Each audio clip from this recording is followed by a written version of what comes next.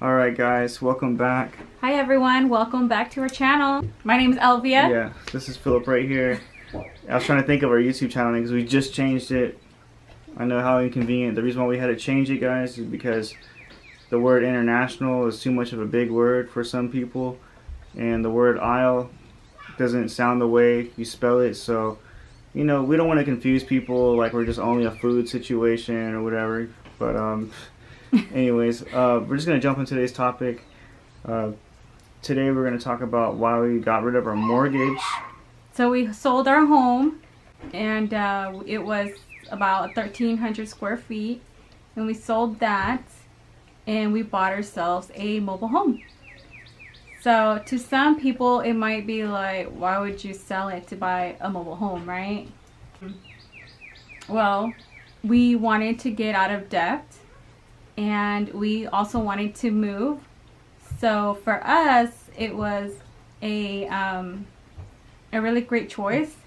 Now, we weren't really like, whenever we were looking to move or buy a home, we weren't looking specifically for a mobile home. That's just the way it happened. Yeah, an option popped up, and we actually were. The funny part is we were considering a bigger home. Yes. But then, for some reason, the idea of going into even more debt started to sink in, and then we realized, man, there's actually a different option on the table to not even have to have house debt like that or an insane high mortgage. Yeah, so this was after we sold our car, so we were already trying to be on the path of no debt. Exactly. So, yeah, like like my husband said, we were told about a mobile home, and both my husband and I were like, well, let's go check it out. Let's go see what a mobile home looks like for what for what the cost was. So we went, and as soon as we saw it, we wanted it. Like we liked it. Oh, yeah. It's not much smaller than what we used to have. I actually like this home more than my previous home just because I have a lot more storage. Do you remember our kitchen? Like our pantry? I know, it was terrible. Our pantry was the worst. Like you would open the door and the things would just fall out because it was so tiny.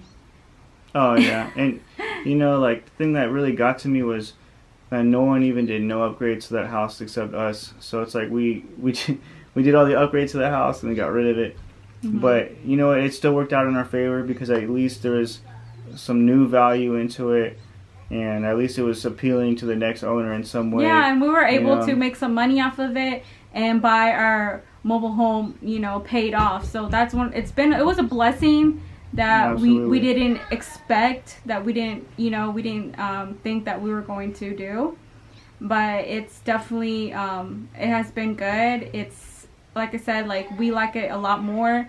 Our old restroom, we both had to share a sink. Oh yeah, now we don't share a sink. We don't share a sink, so that alone was game changer. Yeah, exactly. So he can be brushing his teeth and I can be brushing my teeth, and we're not pushing each other, fighting for the water or for the sink.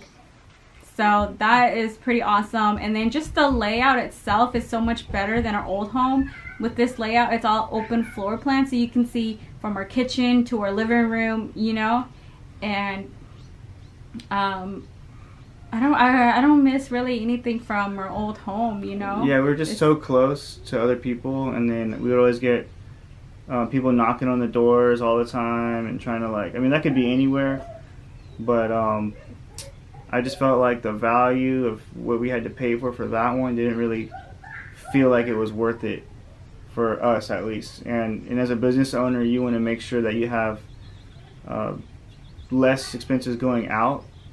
So you want to hopefully be building your business in some way and trying to maintain where it's at and also build on top of that more. So, it was just an idea that we played with, and, fast forward a couple of years now, we're pretty happy still with our home. And, no matter what, guys, you're always going to want more. You could have the biggest home ever and you can still say it's not big enough, so we're just letting you know our experience. This is not financial advice, but if this has ever crossed your mind to take somewhat of a step back of your comfort to go zone in forward, any way. yeah. Well, not just it's not a that. bad idea, you know. Not just that. Our home. It was whenever we bought the home. It wasn't placed in a flood zone area. Oh yeah, You good know, point. when we're looking for homes, it's so important to look for a home that's not going to be in a flood zone area. Now, whenever we had one of the hurricanes not too long ago, the water got to our doorstep. So we were so lucky that it didn't go inside of our home, but it got to our doorstep, and we were like scared that it was gonna, you know, the next time a hurricane comes, that the water was gonna go in our home and flood it. And whenever water goes in your home and it floods, you know, your home devalues because you have water damage, and then you have to, you know, spend all this money to fix it. And I think that was one of also the reasons we wanted to sell it, because we didn't want to be in a home where, you know, the water could potentially, you know, come inside. So Exactly, and plus, like, we don't really own it if you're still paying the mortgage. So, no matter what, you know, once, basically, even after you pay for it, if you're spending a lot of money down the road paying your mortgage, maybe on a 30-year plan, that's too brutal, guys. Like, you're paying a lot. It's okay to have, you know, we don't think there's anything wrong with, you know, having a mortgage on your home, you know. It's just that for us, it was just, we already knew it wasn't a forever place anyway. We knew that wasn't our home, that we were like, you know, okay, this has everything that we need, you know.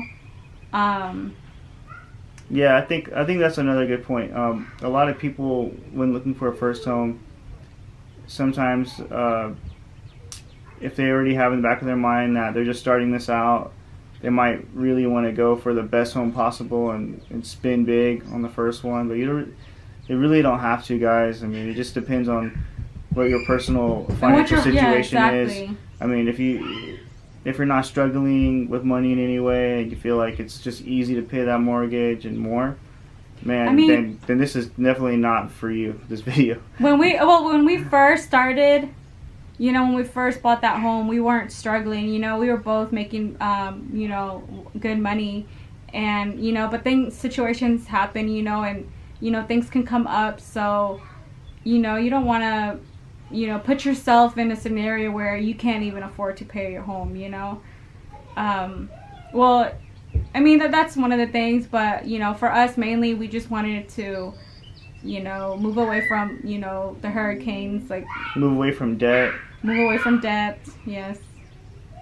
And, you know, we didn't want to raise our son in that area, you know, in that city. So that's why, that was also one of the reasons we wanted to move.